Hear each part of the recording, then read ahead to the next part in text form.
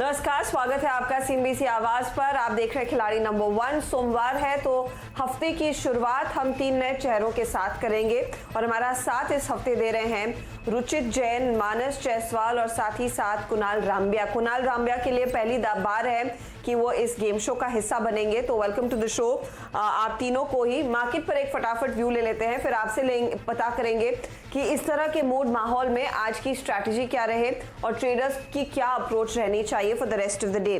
बाजार देखिए 9800 के आसपास मंडरा रहा है, टेस्ट कर रहा है लगभग इन लेवल्स को। निफ्टी के साथ साथ निफ्टी बैंक में भी हमने देखा है बिकवाली जो है वो बढ़ गई है और निफ्टी बैंक इस समय करीब करीब 660 अंकों की गिरावट के साथ ट्रेड कर रहा है। मिड कैप्स भी अछूते नहीं है, वहां पर भी बिकवाली का दबाव देखने को मिला और वो एडवांस डिक्लाइन रेशियो में साफ दिखाई देगा कि आज गिरने वाले शेयरों की संख्या ज्यादा है। दरअसल विदेशी बाजारों से संकेत जो खासतौर से डाउ फ्यूचर्स दे रहा है वो अच्छे नहीं है और डाउ फ्यूचर्स की मैं ताजा तस्वीर आपके सामने रख देती हूँ। करीब करीब 600 अंकों की गिरावट के साथ ट्रेड देखने को मिला है। मैं आपको बता दूं आज सुबह में 9 बजे के आसपास जब या फिर 8 बजे के आसपास जब हमने मुनाफे की तैयारी की शुरुआत की थी तब ये इंडेक्स इतना नहीं टूटा था, लेकिन जैसे जैसे दिन चढ़ रहा है वहां पर भी बिकवाली का दबाव बनता हुआ दिखाई दे रहा है। तो मूड इसी ने बिगाड़ा है और यही प्रेशर इस समय इंडेक्स के ट्रेड पर हावी है। तो खासतौर से फाइनेंशियल काउंटर्स जिसमें सबसे ज्यादा पुल बैक देखने को मिला था वो आज फिसले हैं, चाहे वो आपका HDFC बैंक हो जो इस समय 3% नीचे है या फिर आपका बजाज फाइनेंस जो 3% से ज्यादा की गिरावट पर ट्रेड कर रहा है। टाटा स्टील जैसे काउंटर्स, मारुति जैसे काउंटर्स, इन सब में बिकवाली का दबाव बनता दिखाई दिया है। लेकिन कुछ सपोर्ट अगर मिला है इस मार्केट को वो हिंडाल्को से मिला है और साथ ही साथ आयशर मोटर्स नंबर्स के बाद और खासतौर से स्टॉक स्प्लिट और कमेंट्री जो अच्छी खासी कंपनी की ओर से आई है तो वो स्टॉक कुछ सपोर्ट कर रहे हैं मार्केट को। चलिए ये मार्केट की स्थिति हुई, अब यहाँ से आगे मूड क्या बन रहा है उसकी बात करते हैं। आप तीनों का ही स्वागत है। कुणाल, आपकी पहली बारी है ये गेम शो खेलने की, तो मुझे सबसे पहले बताइए मार्केट पर इस समय आपका मूड क्या है? क्या आपको लग रहा है आज के दिन कुछ डिप्स पर खरीदारी की कोशिश करनी चाहिए या फिर ये sell on every up move वाला मार्केट बन गया है फिर? Very good morning, thank you so much, आपने मुझे अच्छे से वेलकम किया। अगर आप निफ्टी की बात करें तो निफ्टी में जो हमने गिरावट देखी थी वो 10,400 से नीचे की बाजू 9,500 तक देखी थी और जो बाउंस आया था आई थिंक वो एक impulsive up down move begin हुआ है। तो अनलेस मार्केट 10,000 के ऊपर जाएगा हम इसे सेल ऑन राइज ही बताएंगे। आई थिंक यहाँ से एक छोटा सा 100-150 पॉइंट का निफ्टी में जंप आएगा तो वो भी सेल ऑन राइज ही होगा। आई थिंक नया एक जो डाउन ट्रेंड था वो इमर्ज हो चुका है। ट्रेडर्स को यही एडवाइजेबल होगा कि यहाँ पे sell on every rise opportunity ढूंढनी चाहिए rather than buying somewhere. Okay, तो ये फिलहाल आपके लिए एक स्ट्रैटेजी कुणाल बनाकर चल रहे हैं। रुचित, गुड मॉर्निंग, आपकी क्या रणनीति रहेगी? वेरी गुड मॉर्निंग अर्षदा जी। सर जी मार्केट में देखे तो पिछले हफ्ता हमने जो देखा कि हायर लेवल से ऑलरेडी मार्केट में करेक्शन हुआ था और फ्राइडे की ट्रेडिंग सेशन में एक गैप डाउन ओपनिंग के बाद में हमने एक अच्छा पुल बैक रैली वहां से देखा। तो हमें लग रहा है कि कहीं ना कहीं एक कंसोलिडेशन फेज में अब मार्केट जा चुका है और प्रोबेबली हम एक ब्रॉड रेंज को 400 से 500 पॉइंट की रेंज में निफ्टी में ये पूरे हफ्ते में कारोबार करेंगे। तो यूजुअली जब ऐसे रेंज बाउंड मार्केट होता है, एक ब्रॉड रेंज बनती है, तो जब सपोर्ट्स के आसपास आता है तो वहां पे खरीदारी करके चलना चाहिए और रेजिस्टेंस के आसपास आता है तो वहां पे बिकवाली करके चलना चाहिए। ये एक बेटर स्ट्रेटेजी होती है। ठीक है, हमें लग रहा है कि 9680, 9700 अब एक काफी स्ट्रॉन्ग सपोर्ट है मार्केट के लिए नेक्स्ट 1 से 2 ट्रेडिंग सेशन के लिए। तो क्योंकि आज के ट्रेडिंग सेशन में हम ऑलरेडी हायर लेवल से 180 पॉइंट गिर चुके हैं और नीचे 80 से 100 पॉइंट से दूर ही अब सपोर्ट है, तो मैं यहाँ पे आज के ट्रेडिंग सेशन में एक कॉन्ट्रा कॉल लेके खरीदारी के पिक दूंगा और जो पिक्स मैंने सिलेक्ट किए वो ऐसे ही पिक्स सिलेक्ट किए जो आज के गिरावट के बाजार में भी रिलेटिव आउट परफॉर्मेंस बता रहे हैं। ओके, तो ये फिलहाल आपके लिए एक स्ट्रैटेजी रफली बनाई है रुचित ने। मानव चोपड़ा, गलती से मैंने मानस जायसवाल बोल दिया था, आई बेग योर पार्डन। मानव, बताइए आपकी अप्रोच इस हफ्ते क्या रहने वाली है? जी अभी अगर हम मार्केट्स देखें for at least near term perspective, मेरा ऐसा मानना है कि ये हफ्ता काफ़ी चॉपी रहेगा। तो जो भी अलाइनमेंट करने हैं ट्रेडिंग के लिए, one has to be very particular with their strict stop losses. जिस तरह हमने सेशन फ्राइडे को देखा एंड आज जिस तरह हम गैप डाउन देख रहे हैं, मेरा ऐसा मानना है अगले 3-4 दिन मार्केट्स के लिए काफ़ी वॉलेटाइल रह सकता है एक दो अनाउंसमेंट्स भी आना बाकी है on the 17th of June. तो मेरा ऐसा मानना है लॉन्ग शॉर्ट दोनों तरफ आपको अपनी स्ट्रैटेजीज को अलाइन करना पड़ेगा। Specifically for today and tomorrow मुझे लगता है थोड़ा biases would be selling pressure रहेगा on the upside, but on the contrary on the lower side भी आपको support दिखेगा। So it is going to be very stock specific, Harshita. I think it's going to be very difficult for timing, but being stock specific अगर रहेंगे and right stocks पे रहेंगे, so that could be the main जो आपके strategy में difference दिख सकता है। ओके तो स्टॉक स्पेसिफिक्स पर ही फोकस कीजिए, क्योंकि इस समय एक ब्रॉडर इंडेक्स या फिर सेक्टोरल ट्रेड लेना मुश्किल दिख रहा है। और जैसे जैसे हम चर्चा को आगे बढ़ा रहे हैं, आप एक चीज गौर करें, निफ्टी बैंक जब हमने कार्यक्रम की शुरुआत की थी 660 पॉइंट नीचे था, अब 700 अंकों से ज्यादा की गिरावट पर बैठ गया है और 9800 को कभी भी तोड़ सकता है, तोड़ दिया है। 9800 को टेस्ट कर लिया है निफ्टी ने और प्रेशर दरअसल इस घंटे भी बढ़ ही रहा है।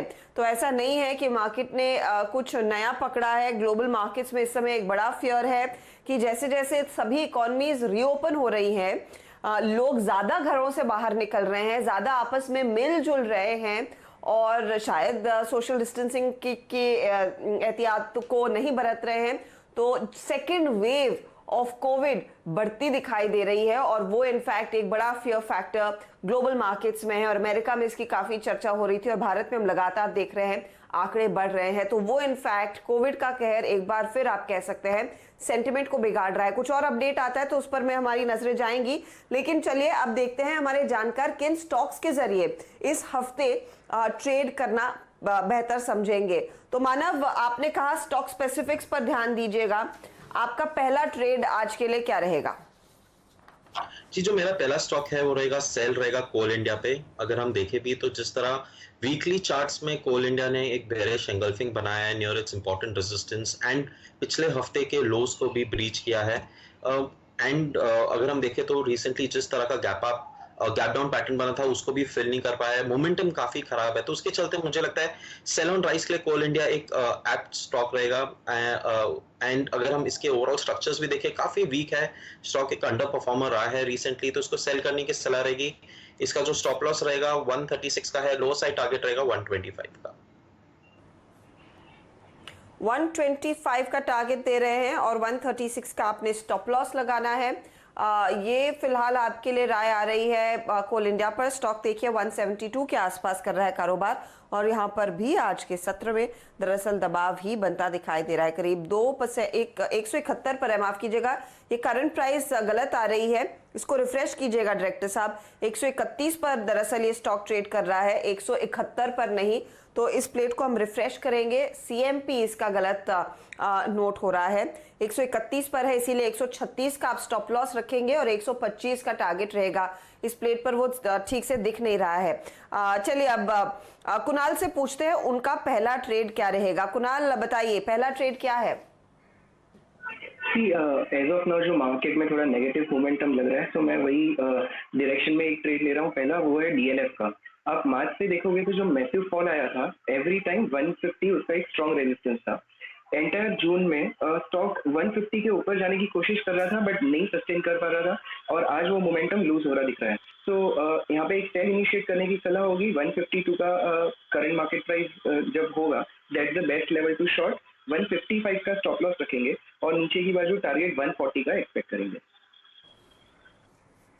ओके, तो 140 के टारगेट के लिए डीएलएफ में आपने ये ट्रेड बिकवाली का लेना है और स्टॉप लॉस 155 का रखना है। देखिए हमारे जानकार मार्केट के मूड के साथ मंदी के ट्रेड्स कह रहे हैं पहली प्रेफरेंस रहेगी इस समय, तो डीएलएफ पर ये एक सेल कॉल आता हुआ, माफ कीजिएगा, 140 टारगेट है और 155 स्टॉप लॉस के तौर पर काम करेगा। रुचित, आपका पहला ट्रेड भी क्या मंदी का ही रहेगा? नहीं, अच्छा जी, जैसे मैंने बताया कि मैं यहाँ पे कुछ कॉन्ट्रा कॉल्स ले रहा हूँ बाय के रिकमेंडेशंस में, और लेकिन सिलेक्शन स्टॉक्स में ऐसे ही है जो आज की गिरावट के मार्केट में भी रिलेटिव आउट परफॉर्मेंस बता रहे हैं। तो एक ऐसा स्टॉक जो पहला कॉल रहेगा एलेम्बिक फार्मा में रहेगा। अब ये स्टॉक को देखेंगे तो पिछले कुछ महीनों से ही इररिस्पेक्टिव ऑफ मार्केट क्या कर रहा है, ये कंटिन्यूस अपना एक हाई टॉप हाई बॉटम का स्ट्रक्चर बना रहा है। मार्केट में अगर मंदी भी आ रही है तो भी ये स्टॉक पे ज्यादा उसका असर नहीं हो रहा है। पिछले 4-5 ट्रेडिंग सेशन से, यानी पिछला पूरा हफ्ता ये स्टॉक ने 20 दिन के मूविंग एवरेज के आसपास कंसोलिडेट किया है, जो लास्ट 1.5-2 महीने से सपोर्ट एक्ट कर रहा है और उस कंसोलिडेशन के बाद आज फिर से अपट्रेंड का रिजम्पशन स्टॉक में हुआ है।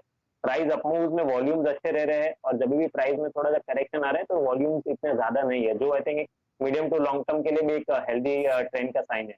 तो यहाँ पे 875 के आसपास जो स्टॉक है एलेंबिक फार्मा, यहाँ पे 845 के स्टॉप लॉस से खरीदारी की सलाह रहेगी 965 के टारगेट के लिए। 965 टारगेट रहेगा, एक बाय कॉल है। देखिए गिरते बाजार में आपको कुछ कॉन्ट्रा कॉल्स भी लेने होते हैं, एक तरफा राय लेंगे तो थोड़ा बहुत फंस भी सकते हैं। तो एक कॉन्ट्रा कॉल आया 965 के टारगेट के लिए और 845 आपके लिए स्टॉप लॉस का काम करेगा। यह है फिलहाल आपके लिए रुचित की तरफ से राय। अच्छा, बलरामपुर चीनी पर एक अपडेट आ रहा है कि 23 जून को कंपनी की बोर्ड बैठक होने वाली है और मेरे ख्याल में बोर्ड बैठक में शेयर बायबैक पर विचार होगा और वो स्टॉक देखिए 2.5% ऊपर है। वैसे भी चीनी कंपनियों में हमने देखा है ऑफ लेट एक अच्छी खासी तेजी बनी है, तो ये खबर भी आई और उस पर बलरामपुर चीनी आप अपने रेडार पर रखिए, 2.5% ऊपर आ रहा है। अगला ट्रेड कौन सा रहेगा? कुणाल बताइए, आपने डीएलएफ के साथ शुरुआत की, दूसरा ट्रेड क्या है? जी, मेरा दूसरा ट्रेड भी मार्केट के मूव के साथ ही होगा। जो बेरिश ट्रेड होगा वो है चोलामंडलम इन्वेस्टमेंट। अब ये काउंटर आप देखिए शायद लास्ट 3 महीने से 165 की रेंज को ऊपर क्रॉस नहीं कर पा रहा है और आज के दिन में एक डेज हाई बना के अभी डेज लो पे ट्रेड कर रहा है। बेरिश मोमेंटम लग रहा है, so I think this can be one of the best trade on the short side. इसमें स्टॉप लॉस रखेंगे 165 का और नीचे की बाजू टारगेट एक्सपेक्ट करेंगे 140 का, और अगर वो टारगेट आएगा तो हम एक ट्रेलिंग स्टॉप लॉस लगा के पोजीशन कैरी करने की एडवाइस करेंगे। तो 140 का यहाँ पर भी टारगेट है चोला में। ये स्टॉक 156 के आसपास ट्रेड कर रहा है और आप कह रहे हैं 165 स्टॉप लॉस के तौर पर काम करेगा। तो ये भी देखिए मंदी का ही ट्रेड है। यहाँ पर भी आज हमने देखा है ये सारी जो एनबीएफसी कंपनियां हैं बिकवाली के घेरे में आई हैं और चोलामंडलम पर भी आज के सत्र में दबाव बनता दिखाई दे रहा है। मानव, आपका दूसरा ट्रेड? जी, जो मेरा सेकंड पिक रहेगा वो रहेगा सेल यूपीएल पे। इनफैक्ट रिसेंटली हमने देखा है स्टॉक ने series of lower tops and lower bottoms बनाया है, अपने इंपॉर्टेंट क्रूशियल एवरेजेस के नीचे ट्रेड कर रहा है। इंपॉर्टेंटली जो उसका स्ट्रक्चर है हर्षिता जी थोड़ा वीक भी है। अगर हम इसका ओपन इंटरेस्ट डेटा देखें तो कहीं ना कहीं इंडिकेट कर भी रहा है कि शॉर्ट टर्म वीकनेसेस रहेंगे। स्टॉक ने आज भी अपने इंपॉर्टेंट सपोर्ट लेवल्स के नीचे ट्रेड करा है। मेरा ऐसा मानना है नियर टर्म में सेलिंग प्रेशर आ सकता है स्टॉक में। एक बार 398 के लेवल्स तोड़ेगा तो वहां से शार्प सेल ऑफ देखने मिल सकता है। इसको करंट लेवल्स में सेल किया जा सकता है। इसका जो स्टॉप लॉस रहेगा 415 का है, लोअर साइड टारगेट है 385 का। 385 के टारगेट के लिए एक अपॉर्चुनिटी यहाँ पर भी शॉर्ट करने की और स्टॉप लॉस अब 415 पर रखिएगा। तो मानव की ओर से देखिए दूसरा ट्रेड भी है वो मंदी की तरफ ही है, इस पर आपने ध्यान देना है। एक बार निफ्टी का हाल मैं आपको दिखा देती हूँ। डायरेक्टर साहब निफ्टी का चार्ट रखिएगा स्क्रीन पर।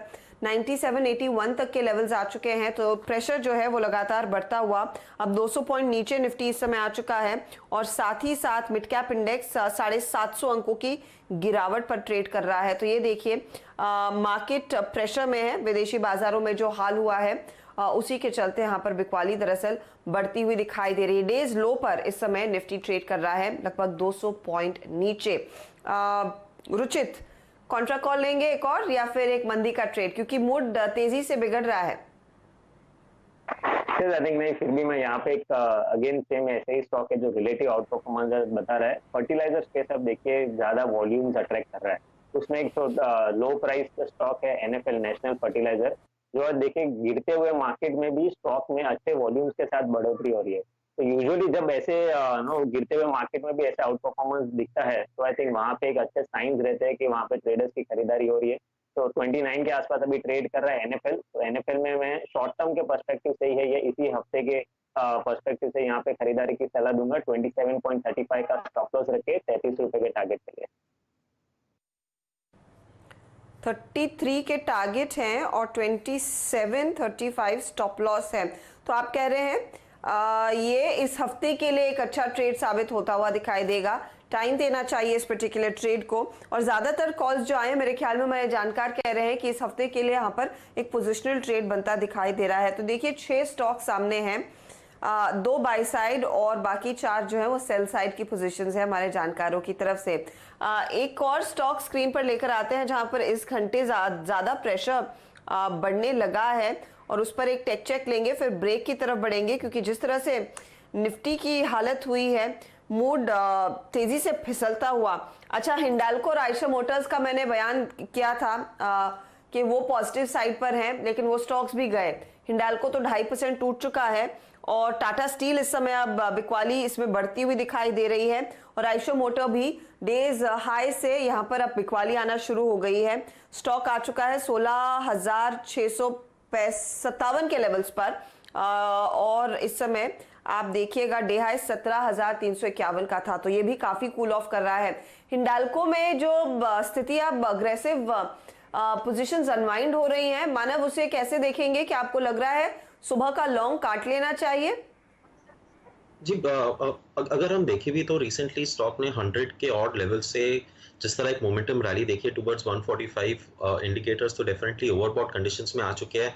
इसका जो इंपॉर्टेंट शॉर्ट टर्म सपोर्ट बनता है हर्षिता जी इज अराउंड 140। सो अगर 140 के लेवल्स ब्रीच होते हैं लोअर साइड में, एक आपको शार्प अनवाइंडिंग देखने मिल सकती है एंड फ्रेश शॉर्ट बिल्टा भी देखने मिल सकता है। सो करंट लेवल्स में नए लॉन्ग पोजीशंस मुझे नहीं लगता फेवरेबल रहेंगे, बट जो भी लॉन्ग पोजीशंस में है one should definitely maintain a stop loss of 140। एक बार 140 लेवल्स ब्रीच होते हैं देन मेरे हिसाब से यहाँ पे एक जो डिक्लाइन आ सकता है that can come towards the levels of 135।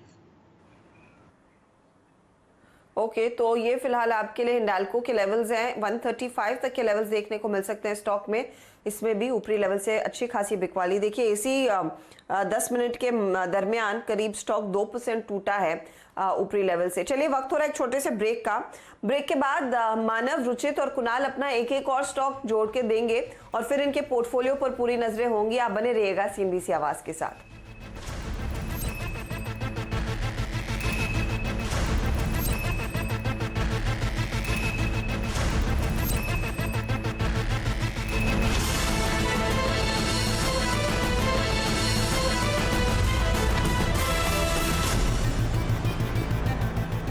आप देख रहे हैं खिलाड़ी नंबर 1 और देखिए हमारे जानकारों की ओर से ज्यादा मंदी के सौदे आए हैं। हालांकि रुचित ने एक आज की स्ट्रैटेजी बनाई है कि गिरते बाजार में कुछ ऐसे स्टॉक्स लिए जाए जो रेजिलिएंट है, कॉन्ट्रा ट्रेड्स हैं। तो रुचित ने ओलंपिक और NFL पर एक बाय कॉल दिया। अब तीसरा ट्रेड इनका क्या रहेगा, उन्हीं से पूछ लेते हैं। रुचित बताइए, तीसरा नंबर क्या एक और कॉन्ट्रा कॉल का रहेगा? यस सर, अपोलो हॉस्पिटल्स में यहाँ पे एक बाय की सलाह रहेगी। इवन ये एक ऐसा स्टॉक है आज फॉलिंग मार्केट में काफी रेजिलियंस बता रहा है। इसका जो कंसोलिडेशन फेज हमने पिछले हफ्ते देखा था उसका जो हायर एंड था, उसका हायर एंड का ब्रेकआउट आज हमने ये स्टॉक में देखा है। हमें लग रहा है कि मार्केट के गिरावट के बावजूद ये स्टॉक में एक रिलेटिव आउट परफॉर्मेंस बना रहेगा। 1408 के आसपास अभी ट्रेड कर रहा है। 1369 के स्टॉप लॉस से अपोलो हॉस्पिटल्स में खरीदारी करने की सलाह है 1545 के टारगेट के लिए। ओके, तो ये फिलहाल आपके लिए 1545 के टारगेट के लिए एक ट्रेड अपोलो हॉस्पिटल में भी निकाला है रुचित ने। रुचित बेसिकली कह रहे हैं कि आप दरअसल कॉन्ट्रा भी खेल सकते हैं, बट उन स्टॉक्स पर ध्यान दीजिए जो रेजिलियंस दिखाते हैं। और फार्मा और हॉस्पिटल काउंटर्स इस तरह के मार्केट में हमने देखा आउट परफॉर्म भी करते दिखाई दिए हैं। इस बीच मानव, आपका अगला ट्रेड क्या रहेगा, उस पर आप राय दीजिए। कोल और UPL में आपने एक सेल कॉल दिया, अगला ट्रेड क्या है? जी बिल्कुल, जो मेरा नेक्स्ट ट्रेड रहेगा वो रहेगा बाय ऑन कोरोमंडल। इनफैक्ट ये मैं एक ही स्टॉक लेना चाहूंगा बिकॉज सबसे पहली बात, ये स्टॉक का स्ट्रक्चर बहुत स्ट्रॉन्ग है। अगर हम वीकली मंथली चार्ट्स भी देखें, हाई टाइम फ्रेम के series of consecutive series of up trend of higher tops and higher bottoms बना रहा है। अगर हम स्पेसिफिकली लास्ट 3-4 दिन की भी देखें, जिस तरह एक सेशन में एक साइडवेज कंसोलिडेशन देखा है एंड वो साइडवेज कंसोलिडेशन के हाईज को आज ब्रेकआउट हमने कोरोमंडल में देखा है। मेरा ऐसा मानना है कि नियर टर्म में अगर मार्केट थोड़ा भी कंसोलिडेट होता है या गिरावट में पॉज आती है, आई थिंक सबसे पहले यही ऐसे तरीके के स्टॉक्स में एक अच्छा मोमेंटम हम देख सकते हैं। तो इसमें बाय करने की सलाह रहेगी। 660 का लोअर साइड में स्टॉप लॉस रहेगा एंड अपसाइड टारगेट है 740 का। ओके, तो ये फिलहाल कोरोमंडल इंटरनेशनल पर एक बाय साइड की स्ट्रैटेजी आई है मानव की ओर से। तो देखिए, सिर्फ सेल कॉल ही नहीं, एक बाय कॉल इन्होंने कोरोमंडल में भी दिया है और टारगेट स्टॉप लॉस आपके सामने साफ नजर आ रहे हैं। कुणाल, आपका तीसरा ट्रेड भी क्या सेल साइड की तरफ रहेगा या फिर आपको लग रहा है कि अपॉर्चुनिटी इस समय डिप पर तेजी की है? तो मैम, यहाँ पे मेरा एक कॉन्ट्रा व्यू होगा। अभी ये जो नेक्स्ट काउंटर है वो HUL का होगा, हिंदुस्तान लीवर का। अब मई महीने में आप अगर देखिए तो इस काउंटर ने एक कंसोलिडेशन जोन बनाया था 1950 के लेवल पे। ये कंसोलिडेशन में ब्रेकआउट आया और अब नया कंसोलिडेशन जो जोन बना है वो 2150 ऊपर का है और नीचे 2080 का एक जोन बना हुआ है। काउंटर अभी चल रहा है 2095, यहाँ पे एक बाई की सलाह होगी बिकॉज मुझे लग रहा है ये भी एक ऐसा रेजिलियंट काउंटर है जो कंसोलिडेशन टू पॉजिटिव बायस में ट्रेड कर रहा है। तो 2080 के स्टॉप लॉस से यहाँ पे बाइंग की सलाह होगी और इसका टारगेट 2130 का रखेंगे। जैसे भी 2130 क्रॉस करेगा एक ट्रेलिंग स्टॉप लॉस लगा के ये पोजीशन को कैरी करेंगे। ओके, तो कुणाल का ये तीसरा ट्रेड आ रहा है HUL के रूप में 2130 के लिए एक अपॉर्चुनिटी तेजी की आप रखें और 2060 का स्टॉप लॉस लगाइएगा इस पर्टिकुलर ट्रेड में। तो ये है बाय साइड की रणनीति उनकी तरफ से। तो थोड़ी सी अपनी पोजीशन को हेज करके चल रहे हैं कुणाल और मानव, और रुचित ने ऑल आउट कहा है कि वो डिप पर तेजी ही करेंगे। चलिए एक एक करके फटाफट सबके पोर्टफोलियो पर नजर डाल लेते हैं और मानव का पोर्टफोलियो आपकी स्क्रीन पर सबसे पहले लेकर आएंगे। इन्होंने कहा है कि कोल इंडिया में आपने एक शॉर्ट साइड की स्ट्रैटेजी रखनी है, टारगेट 125 का रहेगा, स्टॉप लॉस 136 पर लगाएंगे। यूपीएल अगला ट्रेड इन्होंने दिया 385 के टारगेट के लिए शॉर्ट करना है और स्टॉप लॉस इस पर्टिकुलर ट्रेड में 415 का रहेगा। तीसरा ट्रेड आया कोरोमंडल इंटरनेशनल 740 के टारगेट के लिए आप करेंगे तेजी और 660 आपके लिए स्टॉप लॉस का काम करेगा। साथ में दिखा भी दीजिएगा कि कौन सा स्टॉक बढ़िया परफॉर्म कर रहा है हमारे जानकारों के लिए। तो यूपीएल और कोल इंडिया में हमने देखा लगभग 1% तक की कमाई हो रही है और 1% कोरोमंडल भी जोड़ रहा है इनके लिए। अब आते हैं रुचित के पोर्टफोलियो पर। रुचित ने तीनों बाय कॉल्स दिए हैं, NFL, एलेम्बिक और अपोलो। NFL का टारगेट 33 है टारगेट, 2735 स्टॉप लॉस है। एलेम्बिक का टारगेट है 965 का और अपोलो हॉस्पिटल्स 1545 के टारगेट के लिए तेजी करनी है। तीनों ही ट्रेड्स में एक बाय कॉल इन्होंने दिया है। स्टॉप लॉसेस आप जरूर नोट करें जो रुचित ने आपके लिए सामने रखे हैं और वो रिटर्न्स के लिहाज से भी आप देख रहे हैं जो स्टॉक सबसे बढ़िया कमा कर दे रहे हैं वो दरअसल NFL ही है, करीब 0.52%। अब कुणाल रामभिया ने शुरुआत की 2 सेल कॉल्स के साथ। DLF 140 का टारगेट, स्टॉप लॉस 155। चोला मंडलम इन्वेस्टमेंट पर भी एक सेल कॉल है, 140 का टारगेट, इधर भी 165 स्टॉप लॉस है और एक बाय कॉल इन्होंने लिया 2230 के टारगेट के लिए। मैंने आई थिंक 2130 सुना। कुणाल क्लैरिफाई करेंगे 2230 है कि 2130? मैम 2230 पोजीशनल टारगेट होगा और पहला रेजिस्टेंस 2130 का होगा। तो मैंने 2230 का है। ओके, ठीक है ठीक है। तो 2230 का टारगेट रहेगा और 2080 का आपका स्टॉप लॉस काम करेगा, ये आप ध्यान रखिएगा। तो ये है तीनों ट्रेड्स आपके लिए कुणाल रामभिया के। अब देख लेते हैं कौन कहां पहुंचा है इस मुकाबले में। और शुरुआत अच्छी है कुणाल के लिए इस हफ्ते की। आप देखिएगा इनका DLF सबसे ज्यादा कमाई करके दे रहा है और ओवरऑल रिटर्न्स के मामले में आगे बढ़ गए हैं। करीब 4% के रिटर्न्स कुणाल ने अपने नाम कर लिए हैं और साथ ही साथ रुचित है करीब 1-1.25% तक के रिटर्न्स एंजॉय करते हुए और मानव चोपड़ा करीब 0.75% तक के रिटर्न्स पर इस समय बैठे हैं। तो ये है फिलहाल अब तक की स्थिति। ऑल द बेस्ट आप तीनों को। कोई भी बदलाव होगा खेल में आगे अपडेट जरूर हम देंगे हमारे दर्शकों को भी। चलिए इस बीच एक अपडेट सी मनचंदा के हाथ है और वो आपको फटाफट बताएंगे कि फर्टिलाइजर मिनिस्ट्री ने कुछ बड़ा इनिशिएटिव लिया है। जो पहले पाबंदी लगाई जा रही थी पेस्टिसाइड के इस्तेमाल पर या फिर प्रोडक्शन पर, वहां पर थोड़ी सी छूट मिल रही है। असीम, क्या डिटेल्स हैं आपके हाथ? देखिए 14 मई को एग्रीकल्चर मिनिस्ट्री ने एक नोटिफिकेशन जो है वो जारी किया था और करीबन 27 ऐसे पेस्टिसाइड्स हैं जिनके ऊपर बैन जो है वो लगा दिया था। उसके बाद जो इंडस्ट्री है उसने इसका काफी विरोध किया। जो केमिकल एंड फर्टिलाइजर मिनिस्ट्री है उसने भी इसका विरोध किया कि अचानक से एकदम से फर्टिलाइजर्स के ऊपर बैन लगाना जो है वो सही नहीं है, क्योंकि करीबन 16,000 करोड़ रुपए की इंडस्ट्री है जिसका सीधे पेस्टिसाइड इंडस्ट्री के ऊपर असर जो पड़ेगा। तो उसके बाद जो है एग्रीकल्चर मिनिस्ट्री इसके ऊपर विचार करने के लिए तैयार जो है हो गई और अब जो बैन जो है वो 15 अगस्त के लिए टाल दिया है। यानी कि जो फर्टिलाइजर जो पेस्टिसाइड्स मैन्युफैक्चरर है वो 15 अगस्त तक अपना सारा स्टॉक जो है वो खत्म कर सकते हैं। दूसरा ये कि अगर भी वो एक्सपोर्ट जो है वो कर रहे हैं तो एक्सपोर्ट के ऊपर किसी भी तरह की पाबंदी जो है वो नहीं है। एक्सपोर्ट के लिए वो अपना मैन्युफैक्चरिंग जो है वो कंटिन्यू रख सकते हैं। तो करीबन 10,000 करोड़ रुपए का ये पेस्टिसाइड जो है एक्सपोर्ट होता था बाहर के देशों के अंदर, तो वो कंटिन्यू जो है वो रहेगा, उसके ऊपर कोई भी पाबंदी जो है वो नहीं है। तो एग्रीकल्चर मिनिस्ट्री ने नया नोटिफिकेशन जो है वो जारी कर दिया है, तो इसके लिए थोड़ा सा इंप्लीमेंट होने में इसका वक्त जो है वो दिया गया है। लेकिन ये है कि जो पेस्टिसाइड इंडस्ट्री है उसके लिए एक बहुत बड़ी राहत है, क्योंकि एक तो तुरंत प्रभाव से इसके ऊपर जो रोक लग रही थी, रोक जो है 15 अगस्त तक जो है टल गई है, तो ये अपना स्टॉक जो है वो बेच पाएंगे। दूसरा, एक्सपोर्ट के ऊपर किसी भी तरह की अब रोक नहीं है, जहां भी कंट्री जो भी कंट्री इसको अलाउ कर रहे हैं। जी असीम, शुक्रिया इस अपडेट के लिए। तो असीम कह रहे हैं कि पेस्टिसाइड इंडस्ट्री के लिए थोड़ी सी राहत है, कुछ एग्रोकेमिकल कंपनियां इन प्रोडक्ट्स का इस्तेमाल कर रही हैं, तो उनके लिए भी एक राहत रहेगी। बेयर क्रॉप आपके सामने, लेकिन इंगोसोल रैंड स्टॉक आपकी स्क्रीन पर लेकर आएंगे ब्रेक में। जाते जाते यहाँ पर देखिए बड़ी खबर आ रही है, इंगोसोल रैंड का जो पेरेंट है वो अपनी भारतीय इकाई में बायबैक करने की तैयारी कर रहा है। दरअसल अपना बाकी हिस्सा जो 26% का है उसे खरीदेगा।